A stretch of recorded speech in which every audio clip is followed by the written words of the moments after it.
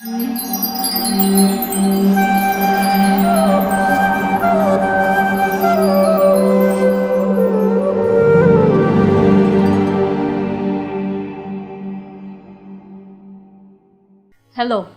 today we're going to talk about women in Vedas. The role and status of women has been debated over centuries, and every tradition and culture has certain beliefs and understanding of what is the role of women in a society. While I was growing up, I grew up with certain beliefs as well, such as women can't equal men, they're good for domestic roles only, and child rearing. They are as good as long as they're beautiful.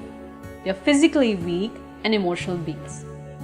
But today, I want to highlight what the Vedas, the most ancient texts, reveal about the nature and role of the woman, and you can understand that the current society we live in has deteriorated in thought and understanding of the real position of a woman.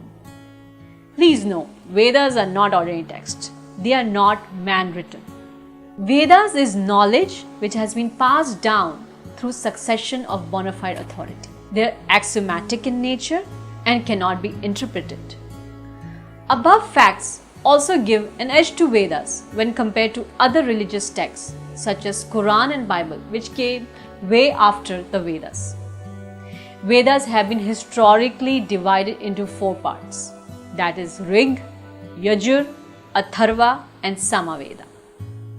Manusmriti, Srimad Bhagavatam, Bhagavad Gita, Upanishads all constitute Vedic literature. In Rig Veda, it is mentioned, where woman is worshipped, gods preside there. In Manusmriti, the most controversial and misunderstood book, it says, women should be nurtured with every tenderness and attention by their fathers, their brothers, their husbands, and their brother-in-law, if they desire great prosperity. Surprising, isn't it? Scripture speaks so highly of women and give them respect, yet we see rise of rapes, domestic abuse, dowry deaths, slavery. The idea of equality was more strongly expressed in the Rig Veda. The commentator explains this passage. The wife and husband, being the equal halves of one substance, are equal in every respect. Therefore, both should join and take equal parts in all work, religious and secular. No other scripture of the world have ever given to the woman such equality with the men as the Vedas. Woman as life partner has a 4-fold character mentioned in the Vedas. She is Ardhangani, one half of her husband, or in modern context, the better half. Sahadharmani, an associate in the fulfillment of human and divine goals. Sahkarmini, a part to all her husband's action. Sahayogini, a vertebral cooperator in all his ventures. Nature has made man and woman different. What to speak of man and woman being different from each other?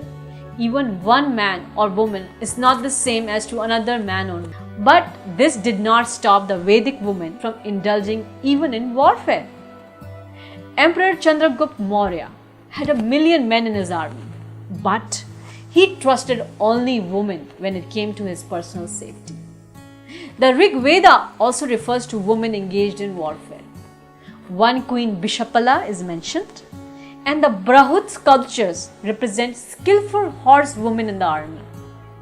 Patanjali mentions the spear bearers, Shaktikis. Kautalya mentions women archers, Srighana Dhanvibhi. Men may have greater physical strength than women.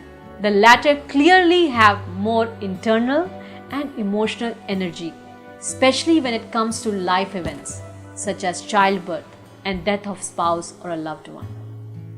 In Vedic literature, all energy is called Shakti, and Shakti is feminine in nature. The 3 Murti, Brahma, Vishnu, Mahesh, are all powerless without their female counterparts.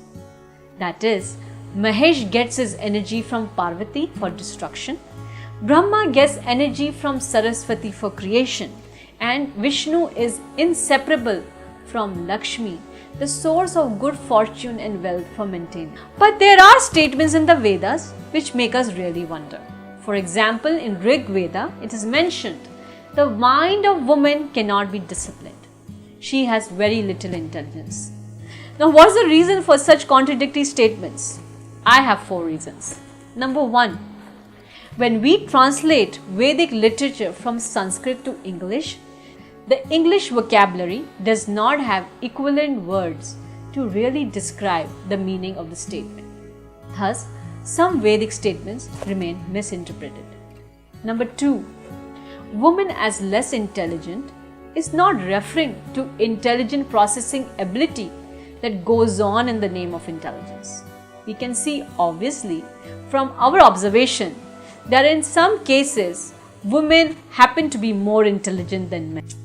Number 3, in the Vedic culture, intelligence is the ability to differentiate between matter and spirit.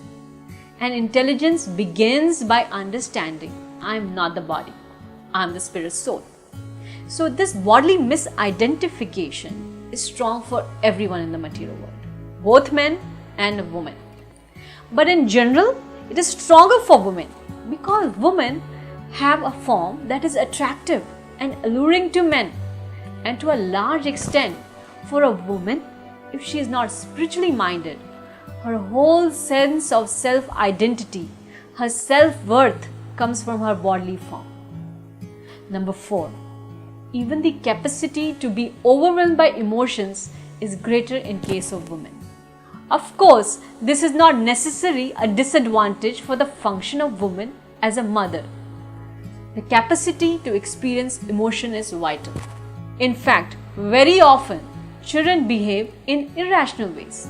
And if women who are to act as mothers were to see their children only through rational spectacles, then they would not be able to offer the kind of unconditional love that they have to offer to the children, at least in their formative years. So I hope this small video would help you understand the position of women in the Vedas, and you can be an instrument in making the society a better place to live for women and other living beings.